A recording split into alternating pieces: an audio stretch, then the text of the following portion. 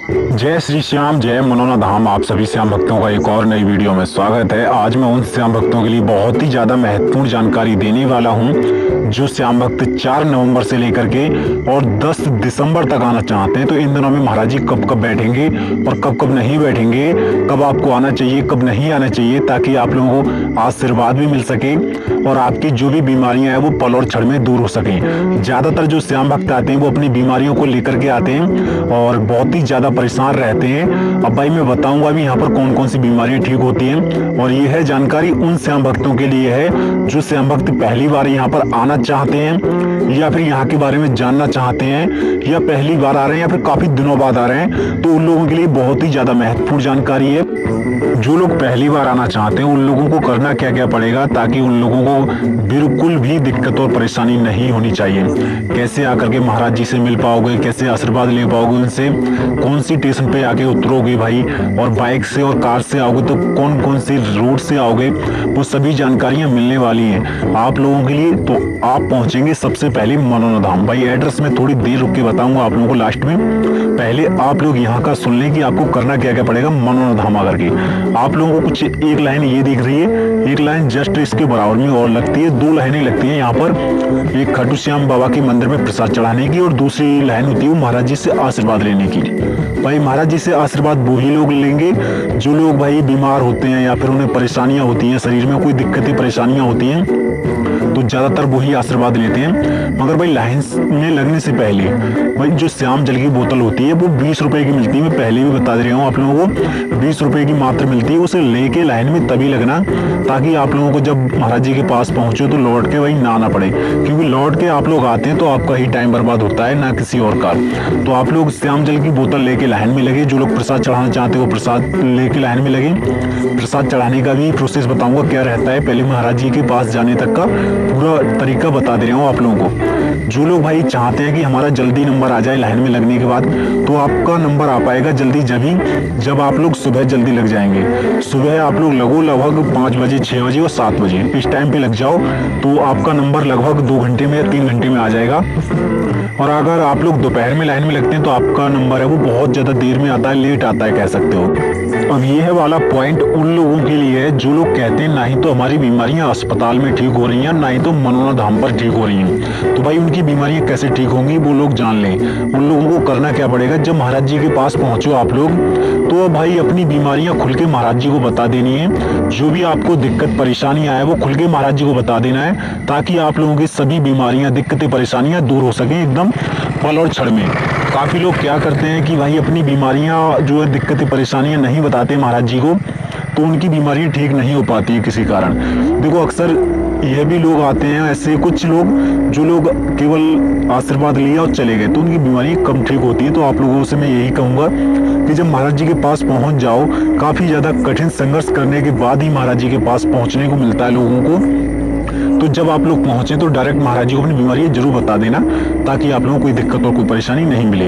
अब बात बताऊंगा उन लोगों के लिए जो लोग भाई अर्जी लगाना चाहते हैं यहाँ पर, चाहे तो अपनी नौकरी के लिए, चाहे अपने बिजनेस के लिए, या फिर मम्मी पापा बहन भाई किसी तरक्की करने के लिए। मतलब बहुत ही फायदेमंद अर्जी का तरीका होता है। तो आप लोग अर्जी लगाने का सिंपल सा तरीका है, 61 रुपए की अर्जी लगती है भाई। 1 रुपये लिफाफा मिलता है, उसमें रखा हुआ होता है। 60 रुपए आपको अपनी तरफ से रखने होते हैं, और एक अर्जी फॉर्म होता है वो आपको भरना पड़ेगा।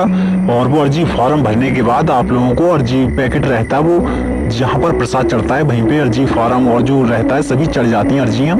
और प्रसाद चढ़ाने का भी प्रोसेस बताऊंगा। उससे पहले ये बताऊंगा कि क्या यहाँ पर कौन कौन सी बीमारी ठीक हो जाती हैं या फिर होती हैं कि नहीं। मैं आप लोगों को बता देता हूँ कि यहाँ पर कौन कौन सी बीमारियाँ ठीक होती हैं। काफी लोग कहते हैं हमारी यह बीमारी है, यह बीमारी है, वो ठीक नहीं हो रही है। तो आप लोगों को बता देता हूँ, जिन लोगों को भाई या तो पथरी है किसी के शरीर में कहीं पर भी, चाहे पित्त में सही या फिर कहीं पे सही, या किसी का कैंसर है किसी को, या किसी की किडनी खराब है, लीवर खराब है, मतलब छोटी से लेकर के बहुत ज्यादा बड़ी बीमारियां तक यहाँ पर आपकी पल और क्षण में दूर हो जाएंगी। करना आपको वही है जो मैंने आपको आगे वीडियो में बताया है। महाराज जी से आशीर्वाद लेना है, वो जल पड़वाना है। महाराज जी आपको खुद ही जल पड़वा के देंगे, पढ़ के देंगे, और थोड़ा जल पिलाएंगे भी वहां पर अपने हाथों से। और भाई पढ़ के देते हैं, उस जल का ही आप पे बहुत ज्यादा असर होता है।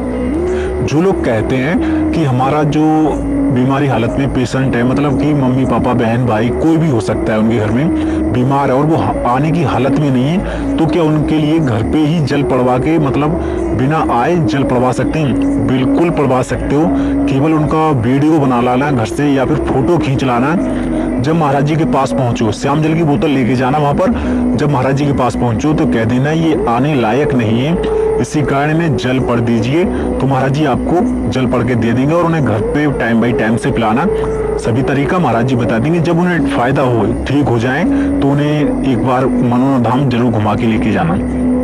क्या रहता है कि व्यक्ति से ज्यादा रुपए की कोई अहमियत नहीं होती है। बाकी की यहाँ पर मैंने कुछ देखा है, ऐसे ऐसे लोग आते हैं जो भाई दो व्यक्ति पकड़ के लेके आते हैं एक व्यक्ति को, और वो भाई अपने पैरों से चल के गए हैं यहाँ से। बहुत ही ज्यादा यहाँ पर सच्ची श्रद्धा है, सच्ची श्रद्धा कह सकते हो, बहुत ही अच्छा फायदा मिलता है।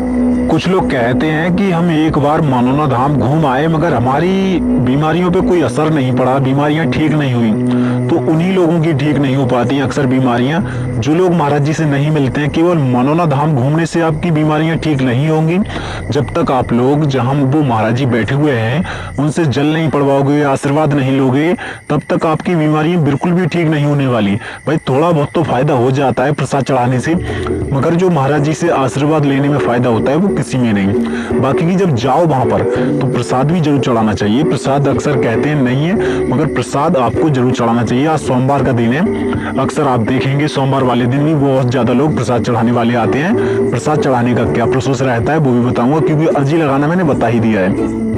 जहां आपकी अर्जी लगती है, चढ़ती है, वहीं पे खाटू श्याम बाबा का प्रसाद भी चढ़ता है। प्रसाद चढ़ाने का सिंपल सा तरीका है। बच्चे के लिए प्रसाद चढ़ता है वो है 51 रुपए का, और बड़े व्यक्तियों के लिए 101 रुपए का प्रसाद है। प्रसाद लेने के बाद आप लोग लाइन में लग करके लगभग 1 घंटे में 2 घंटे में पहुंचेंगे, और वहां पर आपका प्रसाद आधा चढ़ा दिया जाता है मंदिर में, और आधा प्रसाद आपको वापस कर दिया जाता है। वो प्रसाद अपने घर पे लेके जा सकते हो, और यह मत करना कि सारा का सारा प्रसाद आप वहीं पे चढ़ाए आए। आधा प्रसाद अपने घर पे भी ले आना, क्योंकि ये खाटू श्याम बाबा का प्रसाद है, बहुत ही ज्यादा लाभदायक रहता है। काफी लोगों को यहाँ के बारे में कम जानकारी है, तो वो लोग कमेंट कर सकते हैं नीचे। उन लोगों को जानकारी नहीं है तो मैं उसका रिप्लाई जरूर करूंगा आप लोगों का, क्योंकि अक्सर मैंने देखा यहाँ पर इतने ज्यादा भाई दुखी लोग आते हैं कि अपनी बीमारियों को लेकर के बहुत ज्यादा परेशान होते हैं, और उन्हें यहाँ पर आकर के काफी धक्के ठोकरें खानी पड़ती हैं, तब जाकर के उनका नंबर आता है। तो भाई बुरा नहीं मानना, क्योंकि लोगों का भाई 2-2 दिन में नंबर आता है, 3-3 दिन में नंबर आता है। तो यहाँ पर शॉर्टकट नहीं चलता है, यही बात है, शॉर्टकट नहीं चलता है। बाकी की अगर आप लोग चल नहीं पाते हैं, कोई व्यक्ति सही चल नहीं पाते हैं, खड़े नहीं हो पाते हैं, तो उन लोगों को टोकन मिल सकते हैं। टोकन का प्रक्रिया रहता है कि टोकन आप लोगों को आधार कार्ड दिखा करके मिलते हैं, तो आधार कार्ड अपना साथ में लाना। जो लोग चल नहीं पाते हैं, खड़े नहीं हो पाते हैं, तो जब महाराज जी बैठते हैं तो सुबह 8 बजे से लेकर के दोपहर 12 बजे तक टोकन बढ़ते हैं, और उनका नंबर भाई 11 और 12 के बीच में पक्का आ जाता है, क्योंकि उन लोगों से जो है चला नहीं जाता है, खड़ा नहीं हो पाते हैं, तो उन लोगों को एक जगह इकट्ठा कर लिया जाता है, और 11 और 12 के बीच में महाराज जी उन्हें 1 घंटे का टाइम देते हैं अलग से ही।